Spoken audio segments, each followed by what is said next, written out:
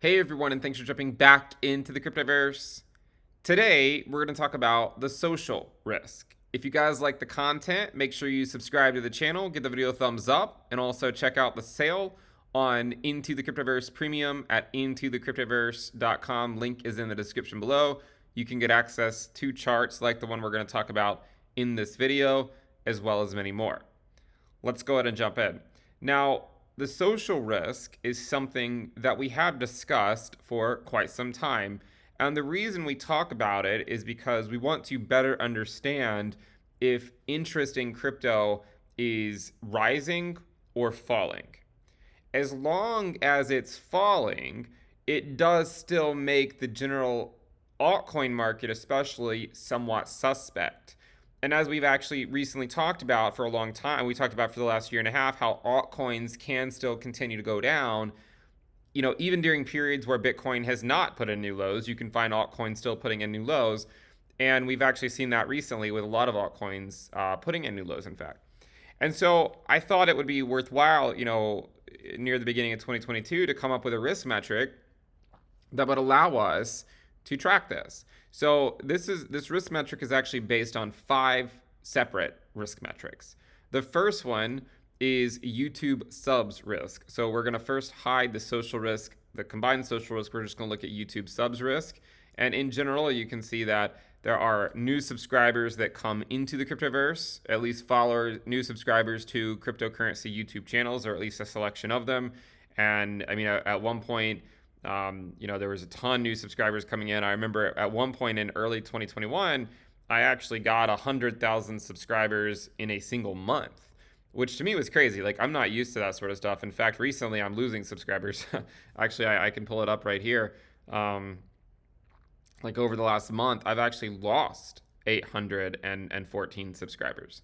So it really shows a stark contrast between what was going on back then in 2021 and what's actually going on today, right? So that's something to think about.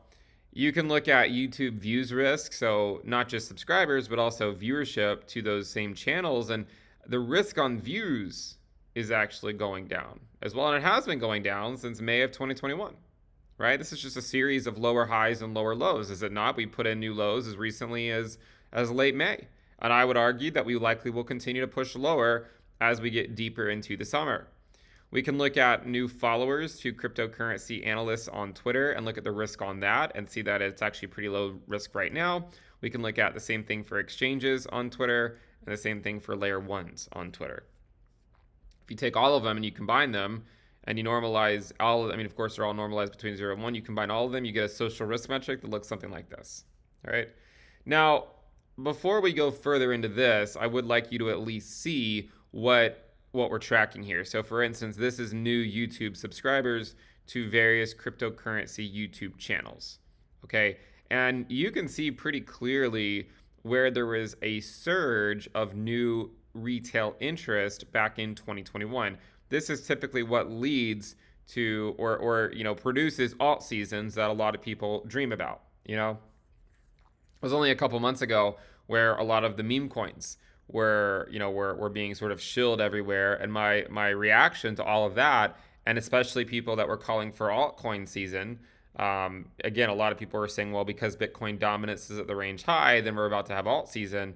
But the issue is that, and I said this back then as well, is who's the marginal buyer of your bags when there's legitimately barely anyone new coming into the space right now? Okay. And I think that was the biggest issue, is that, when we were over here, we could see that there was new people coming into the space. Here, not so much, right? We don't really see that. And so, the people that were going to buy the altcoins that were hoping they were going to go up, like, those were basically more or less the only buyers, right? There wasn't a surge of new people coming into the space, and there hasn't really been any evidence of it, as you can see here, right? There hasn't really been any evidence of it. If you look at YouTube views, you will see a very similar picture, right? Where it's more or less just been in a downtrend. Now, recently, it's gone back up over the last couple of weeks, but one of the reasons is because the price of Bitcoin, has been dropping. And I think that as it continues, as it drops, people start to get concerned. They want to see what's going on.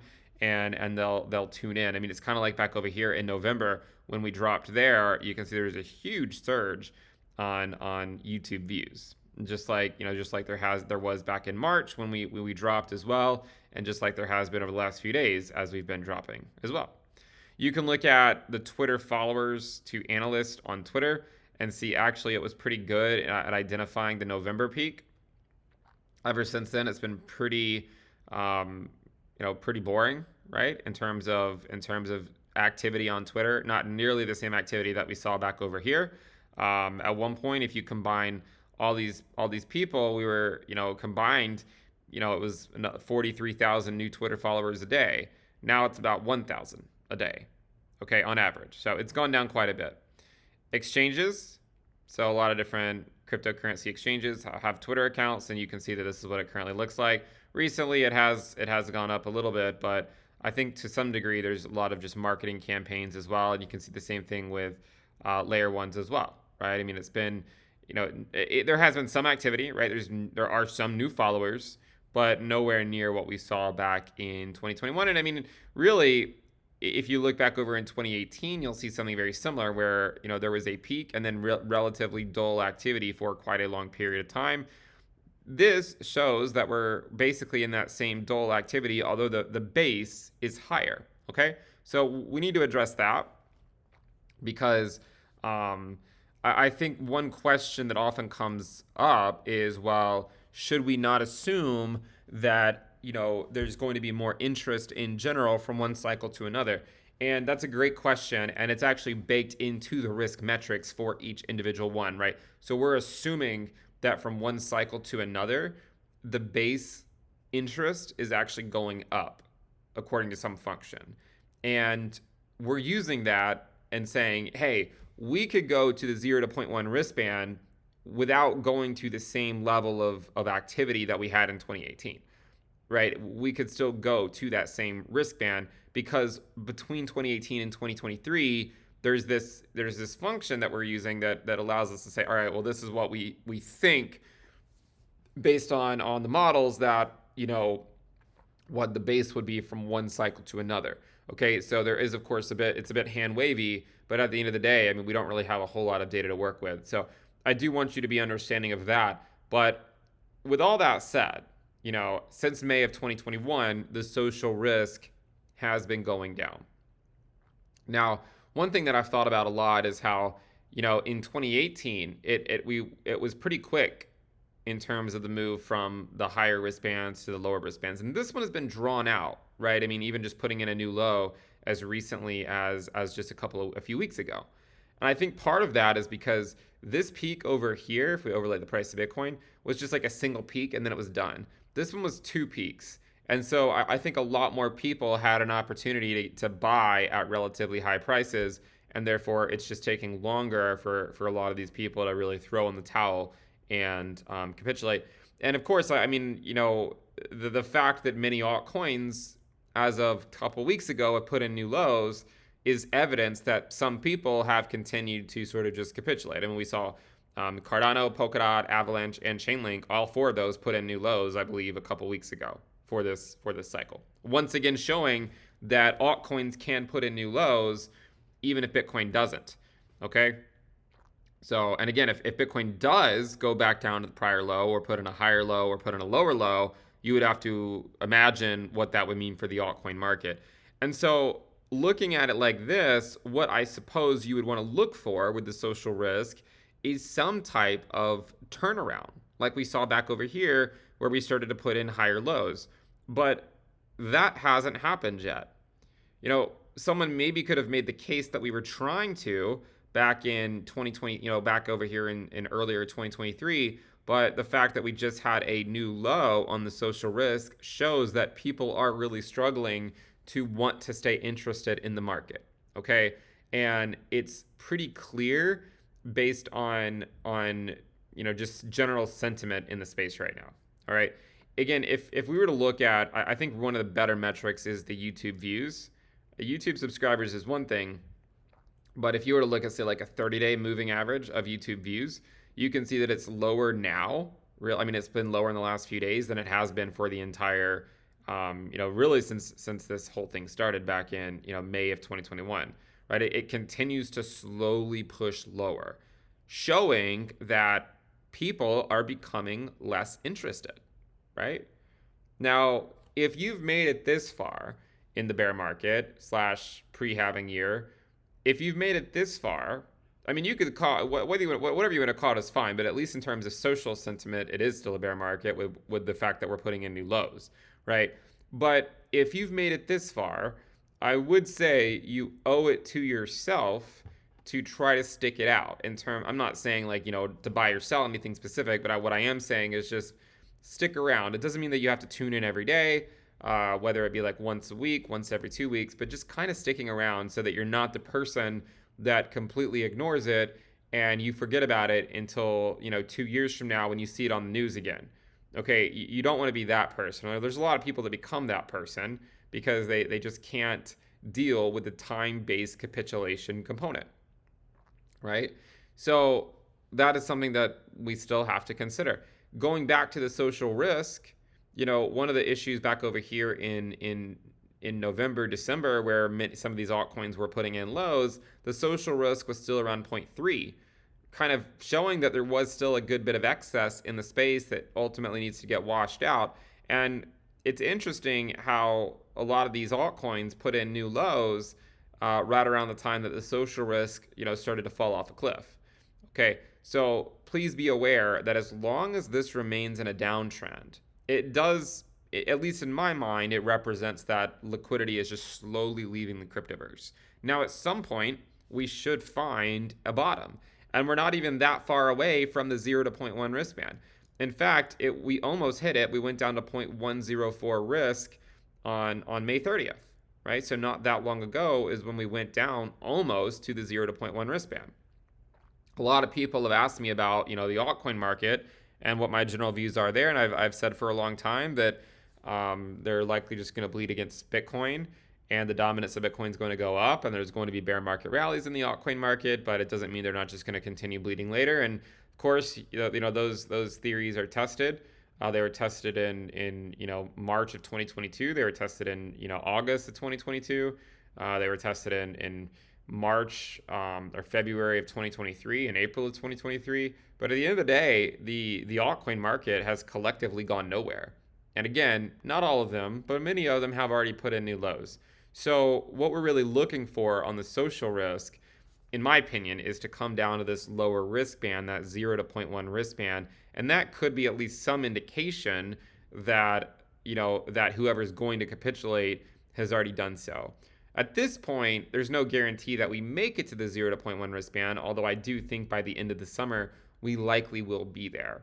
If we don't make it there, then I think what you would be looking for are a series of higher lows or like a double bottom or something like that. But considering again that we put in a new low just a few weeks ago, it sort of raises the idea that, hey, like this is still a downtrend until proven otherwise. Okay. Now, you can also overlay the price of Ethereum and color code the price of Ethereum with the social risk and kind of see where we are. The social risk has not yet gone to those lower risk bands. And, Ethereum has climbed this wall of worry over here. It has recently started to roll over. And if you were to apply a 30-day moving average to the social risk, you can actually see that it's just now gone into the the 0.1 to 0.2 risk band. Okay, I mean, again, when it did that last cycle, it wasn't really great news for Ethereum. And I've said before, I think Ethereum will bleed into the second half of the year. Doesn't mean that it can't go up, on any given week, but I do think there's a case to be made that it could bleed going into the second half of the year. And as the social risk goes down, so too will likely the valuation of Ethereum against the US dollar. So I'm still looking at that, and you can see that as it hit this level here, it's now the price of Ethereum is slowly starting to roll over.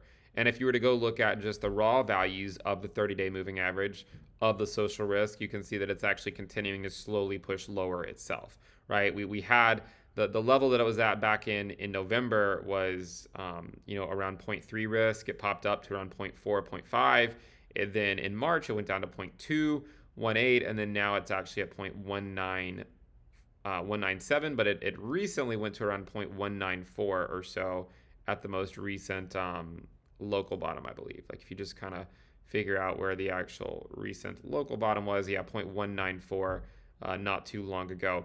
So this is another metric that I think it'll be worthwhile to continue to watch, because you can see that in 2018 and 2019, we eventually found a bottom, and then we just started putting in higher lows, right? Like we trended up in 2019, we came back down, but it was still a higher low as compared to early in 2019. Here, despite the fact that we had a rally, the social risk continues to go lower. I think part of that could be due to the two reasons, right? First of all, back over here, Bitcoin actually experienced a much more significant rally, right? I mean, it went up about 4x. Also, at this point, the stock market was actually putting in, I believe it was putting in new highs. Okay, whereas today, I mean, the stock market's not doing poorly, but it's still not putting in new highs. And I also think that the macro conditions today are a little bit more difficult than they were back in 2019. We still had an inverted yield curve, but we didn't really have high inflation, and the Fed funds rate wasn't at 5.25%, right? The macro, I think, today is a little bit more difficult for people than it was back over here, and that could be another reason why the social sentiment has just slowly continued to trend down. But anyways, this is the social risk metric. I think it'll be interesting to see kind of where it ultimately bottoms out. I am open-minded to it bottoming out at any point, but again, at the short term, it just continues to slowly go lower, and maybe switching over to an EMA could be a little bit better because it's a little bit more reactive. And even on an EMA, you can see that it just put in a new low as recently as just a couple weeks ago. So as long as we're looking back a couple weeks and we're finding new lows in the social risk, then it still is representative in general of liquidity leaving the cryptoverse, which is something else that I think supports the idea of altcoins in general bleeding back to Bitcoin, because as liquidity leaves, it's the altcoin market that gets hit first, then it's Ethereum, and then it's Bitcoin, typically in that order. So this is the social risk metric. Hopefully I've done a pretty good job explaining it. The one thing I should have probably mentioned is that it goes from 0 to 1, and 0 is low risk and 1 is high risk. I imagine that's self-explanatory, but I just wanted to clarify that if you were not aware. Anyways, we'll wrap it up there. Thank you guys for tuning in. Make sure you subscribe. If you're not subscribed, give the video a thumbs up. Check out the sale on Into the Cryptoverse Premium at intothecryptoverse.com, and I'll see you next time. Bye.